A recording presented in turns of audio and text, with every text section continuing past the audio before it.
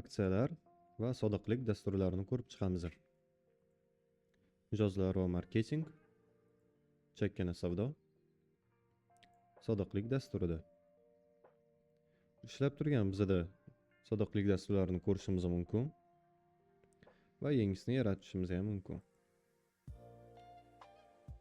Shu yerda turini tanlaymiz. Masalan, davriy chegirma. Nomi 5% skidka deb qo'yamiz. Va tugash sanasini cheksiz qilib qo'yamiz. Shu yerda amal qilish kunlarini ham tanlab qo'yishimiz mumkin. Yoki qaysi vaqtda, qaysi soatgacha ishlashini tanlashimiz ham mumkin. Faol tanlab qo'yib, saqlaymiz. Va aytib qo'yamiz 5% chegirmaligini va boshqa chegirmalar bilan qo'shilayotganda nima qilish kerakligini.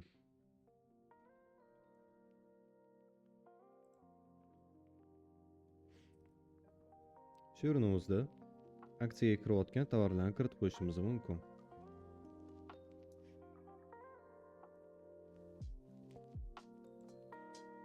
Tanlashni bosib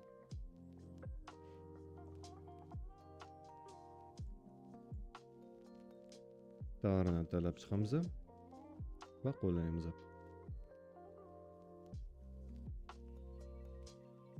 Va shu yerni o'zida yopib, bizda 5% skidka ishlab turgan bo'ladi. Yanada yaratishni bosamiz.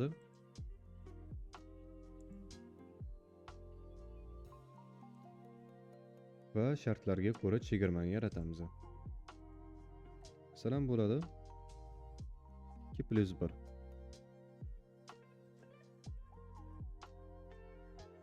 Buni ham cheksiz qilib qo'yamiz. Va saqlaymiz.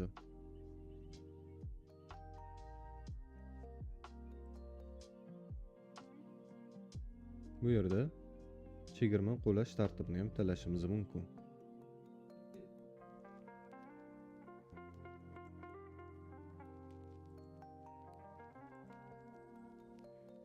Bu yerda sozlamalarni tanlashimiz mumkin.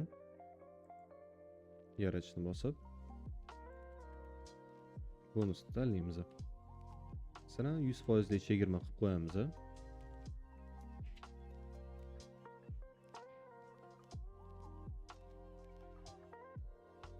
Kofe uchun qo'llash va bir miqdorini tanlaymiz.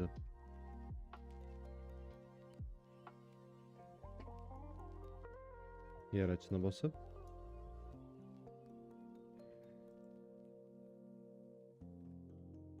nechta mavjud bo'lish kerakligini tanlaymiz.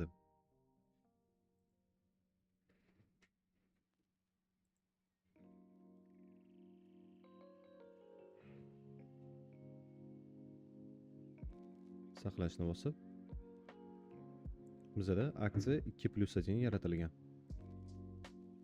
Shuni ichiga ko'rib qarashimiz mumkin.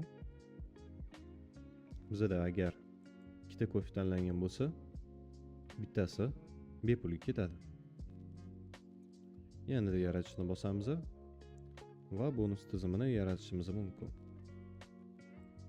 Standart bo'yicha bizda уже mana shu bonus tizimi yaratilgan bo'ladi, cashback. Shuni ichiga kirib, uni sozlashimiz ham mumkin. Bu yerda necha foiz bizga qo'shilishini tanlaymiz. Masalan, 10% deb qo'yishimiz mumkin yoki 5%. Ya'ni bitta chek urilganda shu summadan 5% bizda cashback bo'lib yig'iladi.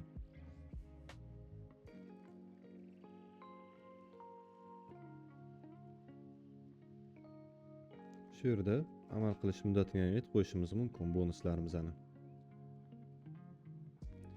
Va shu aksiyaning o'zida biz yanada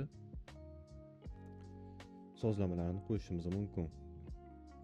Ya'ni tug'ilgan kuni bo'yicha biz aksiya qilib berishimiz mumkin chegirmalar bilan.